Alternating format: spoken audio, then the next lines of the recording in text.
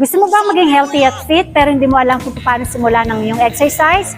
Tuturo ko sa inyo ang 3 madaling exercise na pwede niyong gawin araw-araw kahit nasa bahay lang.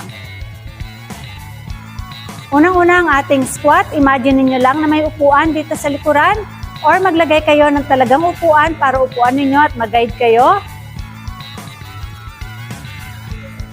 Huwag ilalak ng knee when you go up. Siguraduhan ng tuhod hindi lalagpas sa daliri ng inyong mga paa. Gawin nyo to ng 1 minute. For our next exercise, jumping jacks. Kung meron kayong problema sa inyong tuhod, just go side to side without jumping. Do this for 1 minute.